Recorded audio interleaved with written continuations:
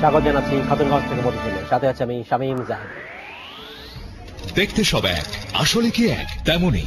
সব 500W rod এক না, BSRM এক্সট্রিম।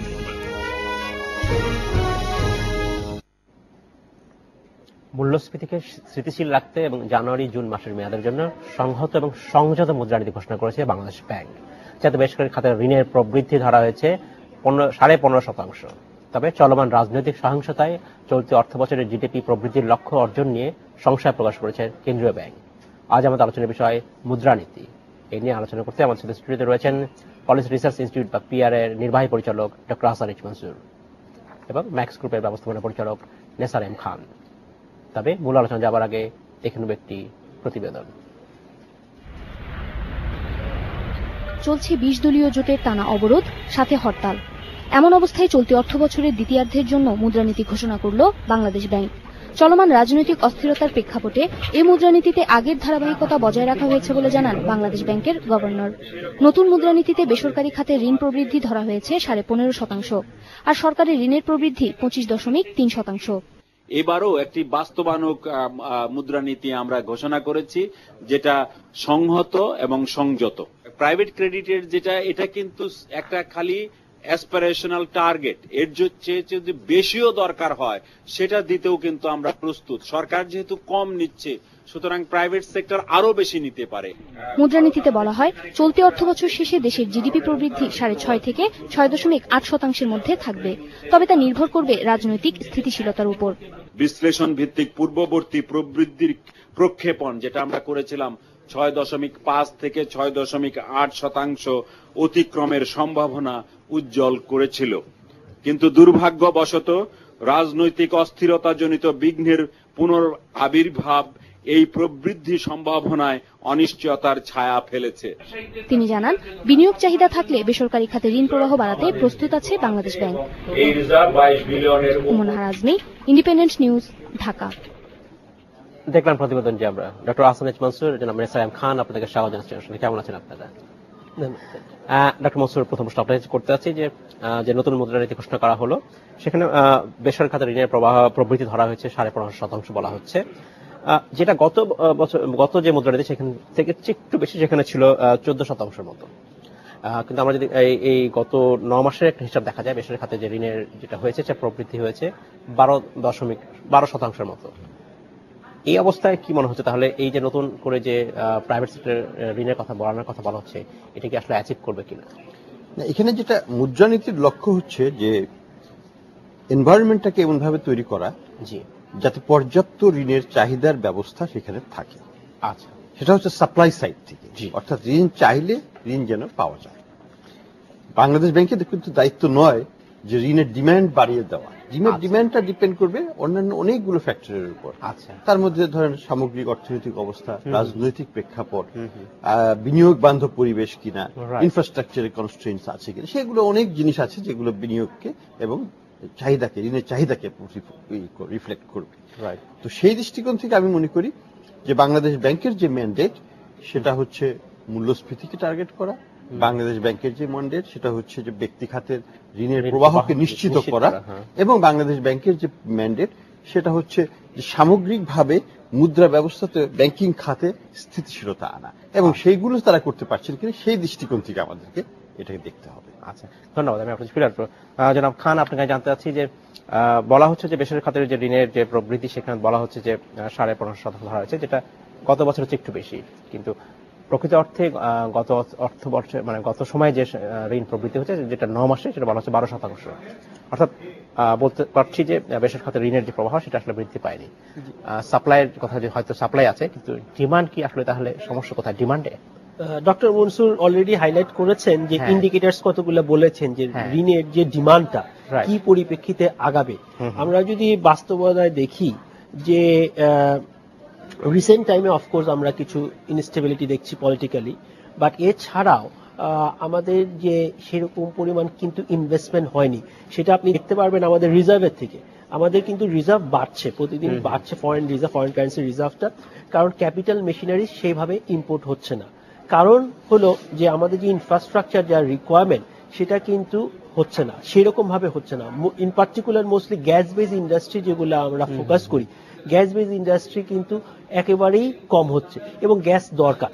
এনার্জি প্রাইসও কিন্তু অনেক বেড়ে গেছে, হ্যাঁ, পাওয়ার জেনারেশনে এবং আপনার গ্যাসের জন্য যে সমস্ত সেক্টরগুলো দরকার সেই সেক্টরগুলোতে ইনভেস্টমেন্ট কম হচ্ছে।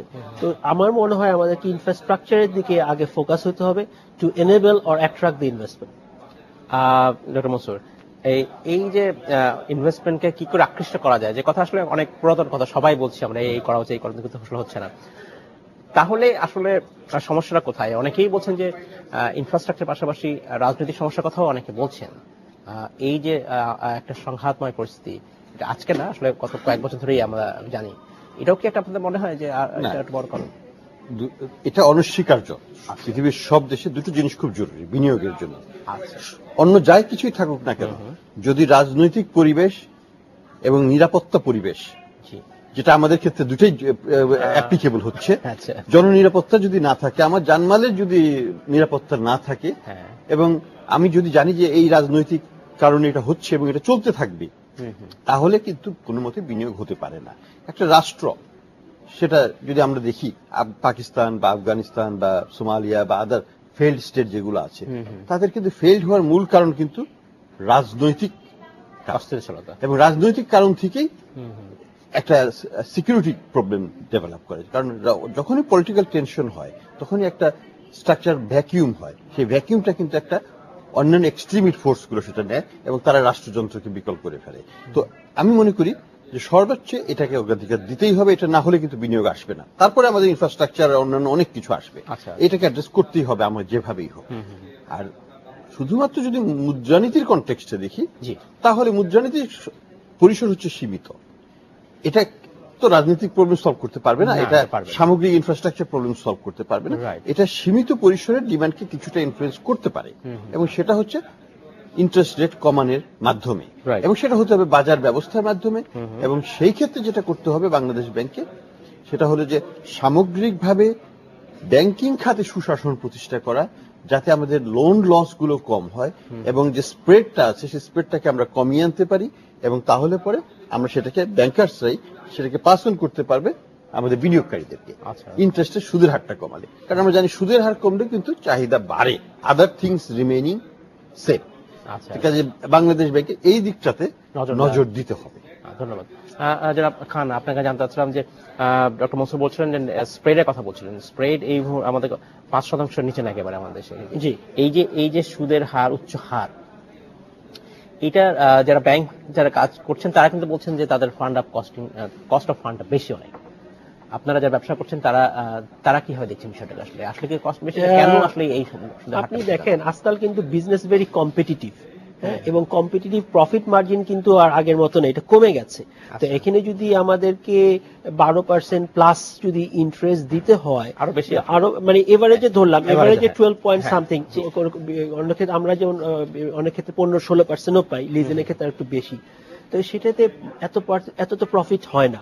তো interest rate does play role, এবং অনেক কোম্পানি যারা এক্সপোর্ট ওরিয়েন্টেড এখন কিন্তু ফরেন লোন ডাইরেক্ট নিচ্ছে, এবং এটার পরিমাণ কিন্তু দিনে দিনে বাড়ছে। এবং বাংলাদেশ ব্যাংকের একটা হিসাবে দেখা গেল যে মোর দেন নিয়ারলি অ্যাবাউট $2 বিলিয়ন মতো ফরেন ফান্ডিং নেওয়া হয়েছে বিভিন্ন খাতে, এবং এই কারণে কিন্তু আমাদের দেশের লোকাল বরোয়িং ব্যাংকগুলোও কিন্তু প্রেসারে আছে, তাদেরও কিন্তু লিকুইডিটি সারপ্লাসটা এটাও একটা ইম্প্যাক্ট কিন্তু। ইন্টারেস্ট রেট একটা বিরাট ব্যাপার কিন্তু বিজনেসের ক্ষেত্রে। এই যে ফরেন ব্যাংকের কথা বলছিলেন জনাব নেসার, আমাদের এন্টারপ্রেনার যদি সুযোগ পান, কম ইন্টারেস্টে যদি আসে, তাহলে ফরেন থেকে নিবে সেক্ষেত্রে বাংলাদেশের যেসব ব্যাংকগুলো আছে, যেসব তারা কিভাবে এটাকে দেখছে? তাদের ব্যাংকিং সেক্টরে আসলে এই যে একটা নতুন চ্যালেঞ্জ, এটা কিন্তু খুব বেশি দিন আগের কথা, এই চ্যালেঞ্জ নতুন একটা চ্যালেঞ্জ যোগ হয়েছে। এই চ্যালেঞ্জ মোকাবেলা করার ক্ষেত্রে কি আপনার মনে হয় যে মুদ্রানীতি ঘোষণা করা হলো সেখানেও কি আগের মতোই আনচেঞ্জ রাখা উচিত ছিল, নাকি আরো একটু পরিবর্তন আনা হয়েছিল? না, যেটা মুদ্রানীতিতে যেটা আছে সেটা হচ্ছে যে বলা হচ্ছে যে ফরেন লোনের ব্যবহার থাকবে, সেটা স্বীকৃতি দেওয়া আছে, এবং আমি মনে করি এটা যথোপযুক্ত। কারণ এখানে কম্পিটিশন ক্রিয়েট করা দরকার। শুধুমাত্র আমাদের ব্যাংকিং খাত তাদের অদক্ষতার বোঝা আমাদের এন্টারপ্রেনারদের চাপিয়ে দেবে, এটা তো হতে পারে না। আমাদের যদি কোনো এন্টারপ্রেনার, যার উদ্যোক্তার যদি capacity to borrow from abroad থাকে, তাকে সেই সুযোগটা কেন দেওয়া হবে না? কেন তাকে উচ্চ হারের সুদে আমরা আটকে দেব? তার ব্যালেন্স শিটকে ইমপ্রুভ করার জন্য সে যদি $50 মিলিয়ন $100 মিলিয়ন বাইরে থেকে আনতে পারে এবং বাইরের বিনিয়োগকারী যদি তাকে দিতে চায়, তাহলে বাংলাদেশ সরকার বা বাংলাদেশ ব্যাংক বা বাংলাদেশের ব্যাংকিং অ্যাসোসিয়েশনের কি অধিকার আছে তাকে ঠেকানোর? সেটা হচ্ছে আমার প্রশ্ন।